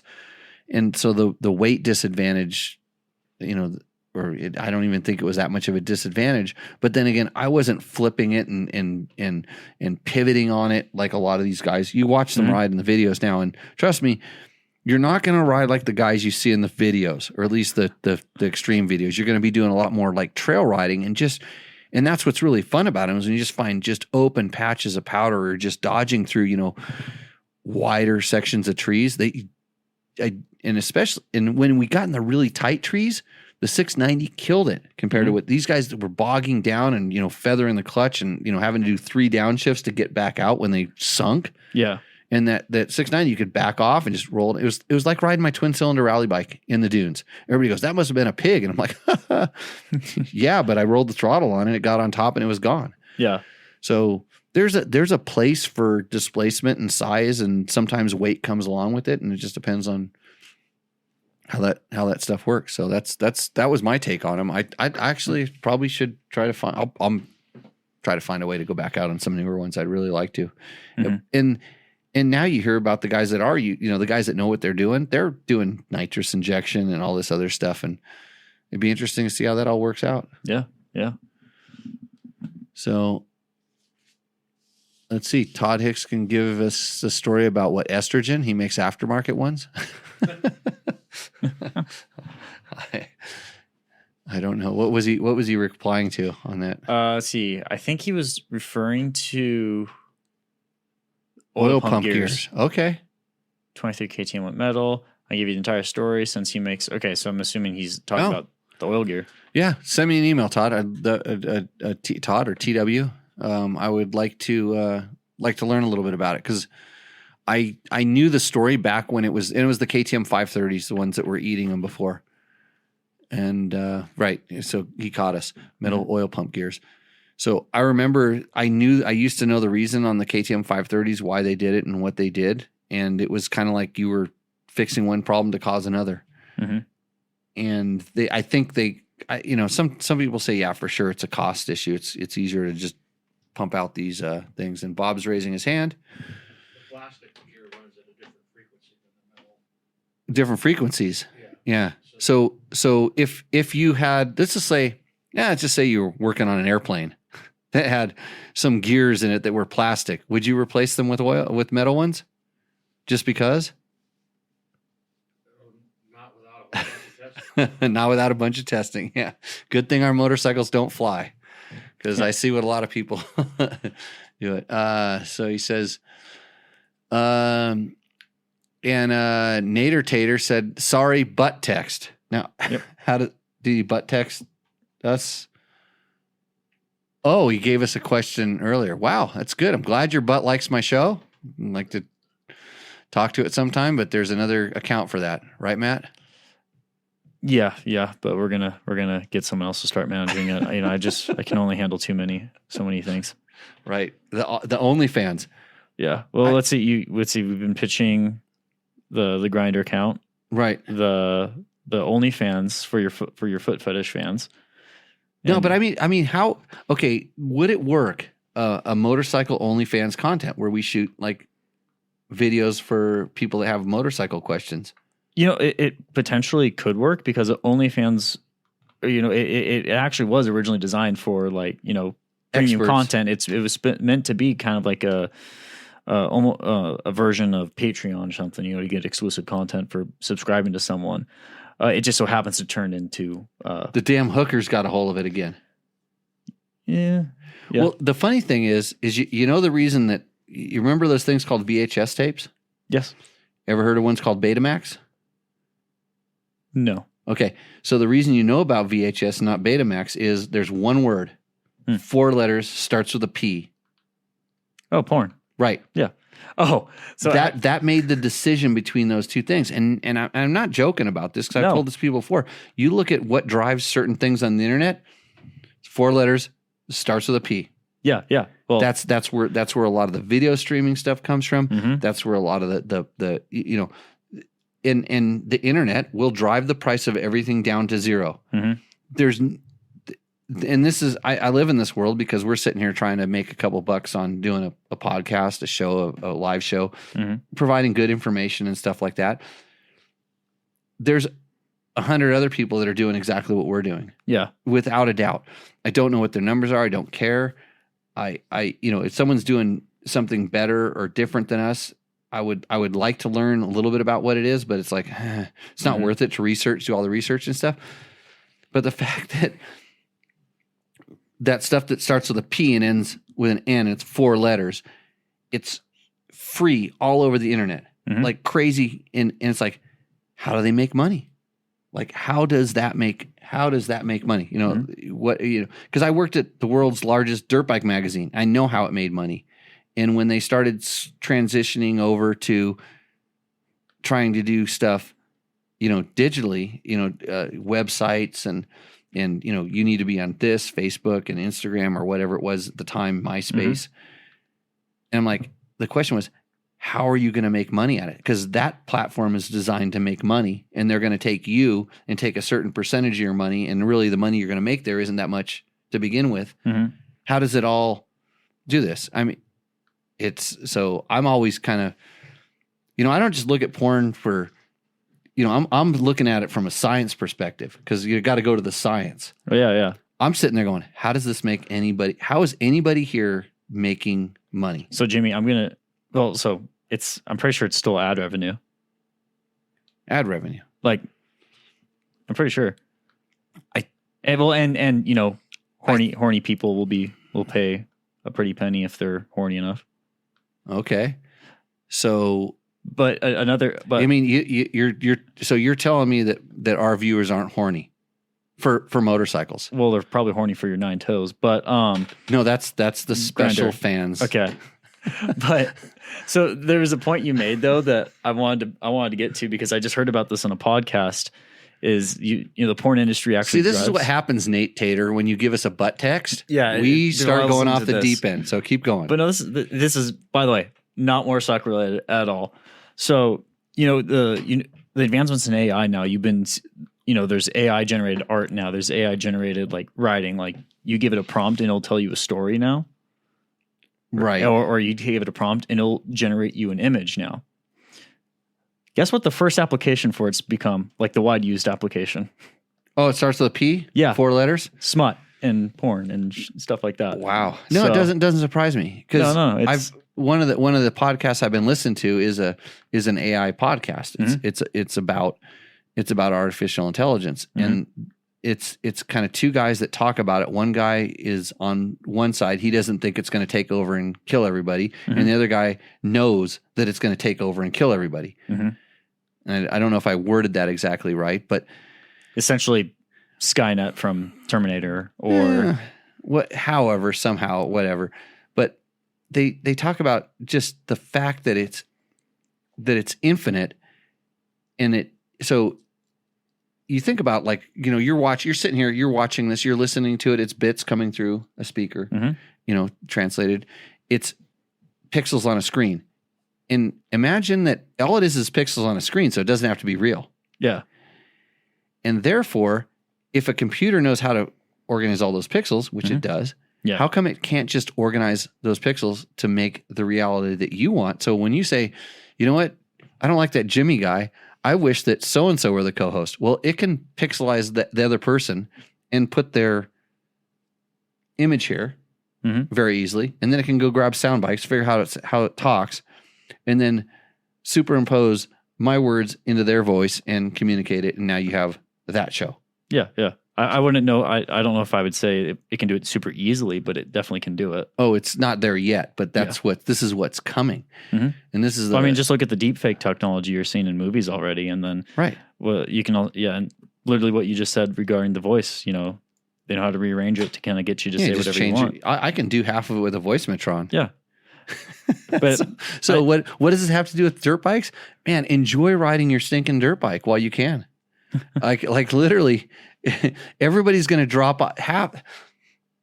All this first, the stupid people are going to just go into this AI, world, and they're just going to be you're going to need the chair that they had in Idiocracy, where you can just sit there and it feeds you and you shit out of it, and you don't go anyplace. You go like this at the screen, and then unfortunately, that's going to affect us being able to ride motorcycles. I don't know exactly how yet, but when I figure it out, I'll explain it, because I'm going to try to exploit it before it happens.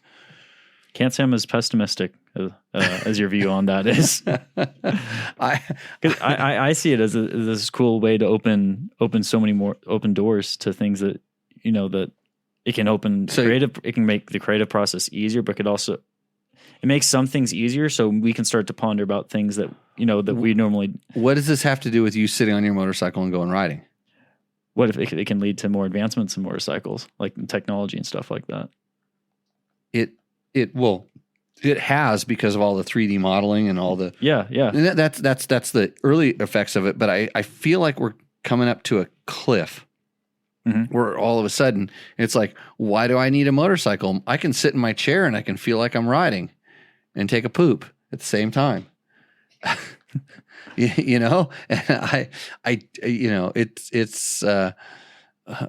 was talking to a guy today. We were talking about like he had kids or something, and we were talking about like all the kids out running around electric bikes, and I'm stoked to see it, but at the same time, it's like some of these parents are just so happy to have their kids outside doing something which isn't just staring at a screen, and they're letting their kids do stupid shit.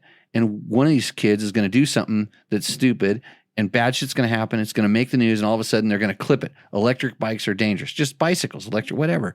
And it's just like the 60 Minutes thing on lead and motorcycles. The lead ban. Do you remember this? This is on mini bikes. They couldn't sell mini bikes to kids for a while because they could chew on the battery and they get lead poisoning. And it had a big impact. They were in this kind of thing can change something. And this is a how did we get off on this deep end? I don't know. We got 5 more minutes to kill, so let's keep going with it. We can kill this show right now. Well, yeah, but the whole thing is now some parents are just like, oh, they're outside, they're doing stuff, and they don't. It's better to have them outside doing stuff than really care about what they're doing. And I'm not a parent, so I don't really know, but like I was lucky because when I grew up, we could go ride our dirt bikes and jump our BMX bikes and all this stuff, and I didn't wear a helmet. And I wore a helmet on the motorcycle, had to wear it on the motorcycle, not so much on the bicycle.